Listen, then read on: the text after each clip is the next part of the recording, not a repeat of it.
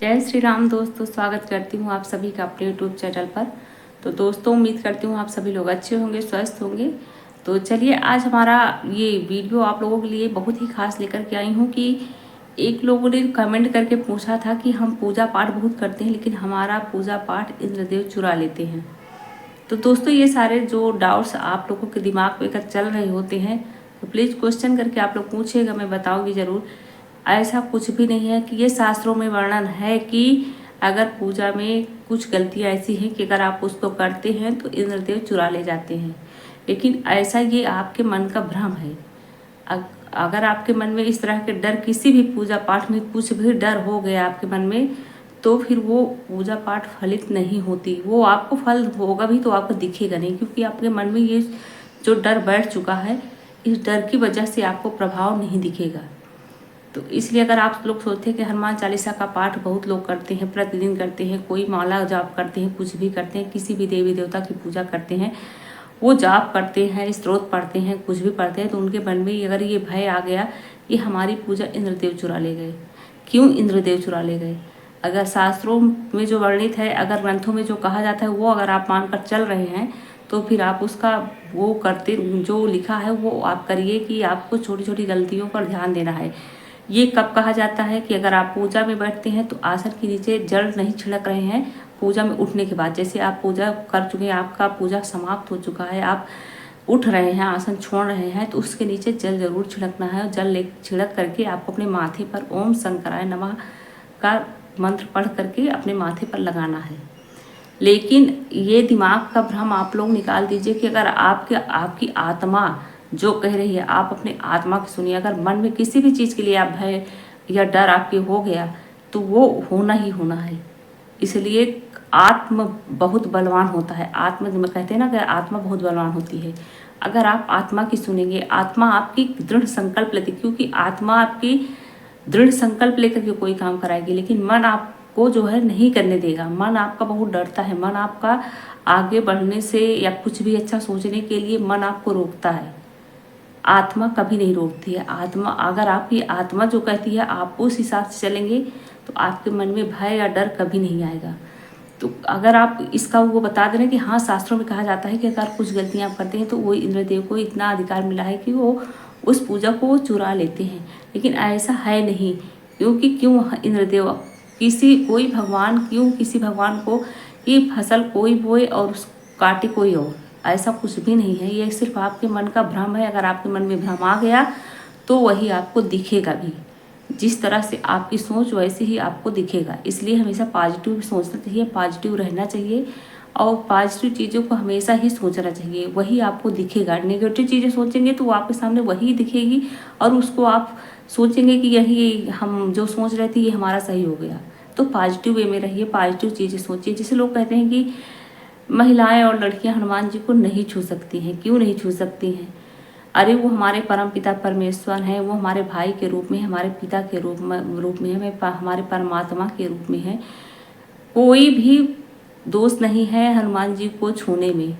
आप उनका कपड़ा मत बदलिए, लेकिन उनको कपड़ा जैसे आप पहनाते हैं तो नहीं बदलना चाहिए। चलिए, ये बात तो मान सकते हैं, लेकिन आपको उनको स्पर्श करने में कोई दिक्कत नहीं है। हाँ, हनुमान जी महाराज ये कहते हैं कि वो महिलाओं को अपने सामने सर झुकाते हुए नहीं पसंद करते हैं, क्योंकि वो सभी महिलाओं को अपनी माता के रूप में देखते हैं। इस वजह से वो पैर छूना या सर झुकाना नहीं स्वीकार करते हैं। महिलाएं बस उनका दर्शन करें, उनको उनको मतलब प्रणाम कर लें दूर से, लेकिन उनके चरण स्पर्श न करें, उनके सामने सर न झुकाएं। ये हनुमान जी को नहीं, क्योंकि माता सीता को अपनी माता मान ली है तो वो सभी महिलाओं को अपनी माता के ही रूप में देखते हैं। इसलिए क्योंकि हनुमान जी महाराज इतने दयालु हैं, ये भी सभी लोग जानते हैं कि अगर हनुमान जी की पूजा आप करते हैं तो कितने जल्दी प्रसन्न हो जाते हैं, कितने भावुक हैं और कितना महिलाओं का सम्मान करते हैं, हर माताओं का सम्मान करते हैं। इसलिए हनुमान जी को छूना चाहिए। ऐसा कोई बात नहीं है कि आप कुछ चढ़ाना चाह रहे हैं, सिंदूर वगैरह नहीं लगाना चाहिए और कपड़ा जो है आप नहीं पहनाइए। इतना तो देखने में भी अच्छा नहीं लगता है। बाकी आप स्पर्श कर सकते हैं, कुछ चढ़ाना चाहते हैं चढ़ा सकते हैं, महिलाएं भी लड़कियां भी, ऐसा कुछ भी नहीं है। तो इस तरह के मन में अगर आप भ्रम पालते हैं तो आपके साथ जैसा ही मन में भ्रम करेंगे वैसा ही होगा। लेकिन आप लोगों को ये भी बता दे रहे हैं कि आपको इस चीज़ से सावधान हो जाना चाहिए क्योंकि अगर आप पूजा पाठ करते हैं तो जो भी उसके छोटे छोटे नियम हैं, कानून है, उसको आपको ध्यान में रखना होगा। क्योंकि आप किसी भी अच्छे बड़े बड़े पंडितों से भी आप पूछ सकते हैं। अगर आपको लगता है, अपने मन में भय हो रहा है कि नहीं ऐसी गलतियाँ हमसे होती हैं जो हमारा पूजा का फल हमको नहीं मिल रहा है, तो आपको किसी से भी पूछ लेना चाहिए, पूछ करके पूजा पाठ करना चाहिए। ज़्यादा किसी की बातों में नहीं आना चाहिए।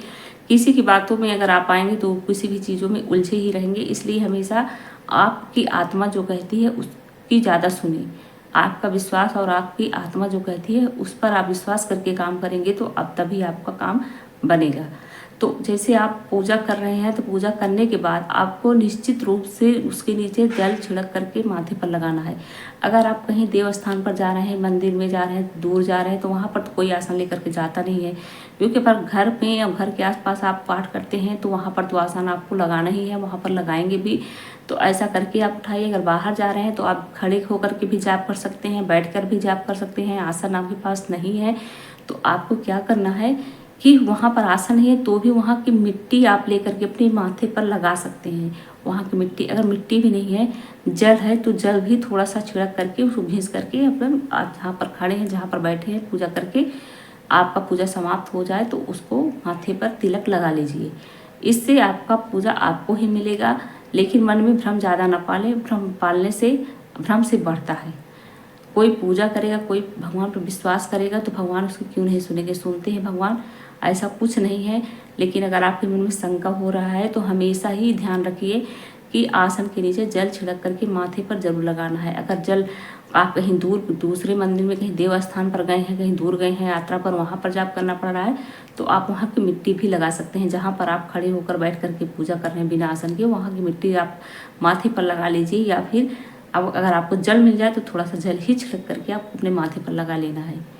तो इस तरह से अगर आप लोगों को अभी भी कोई डाउट हो कि पूजा हमारे इंद्रदेव महाराज चुरा लेते हैं तो प्लीज़ इस तरह के कोई भी क्वेश्चन हो तो आप पूछ सकते हैं कमेंट बॉक्स में। और वीडियो पर न्यू है तो प्लीज़ सब्सक्राइब जरूर कीजिएगा, बेल आइकन प्रेस कर दीजिएगा जिससे वीडियो का नोटिफिकेशन आप लोगों के पास जाता रहे। जो भी क्वेश्चन हो आप कमेंट में पूछ सकते हैं। कमेंट में जय श्री राम, जय हनुमान जी महाराज लिखना मत भूलिएगा। और हनुमान जी के अगर आप भक्त हैं तो प्रतिदिन आप हनुमान चालीसा का पाठ करिए। हनुमान जी महाराज किसी की पूजा, हनुमान जी के शरण में जो चला गया उसका कोई बाल बांका भी नहीं बिगाड़ सकता है।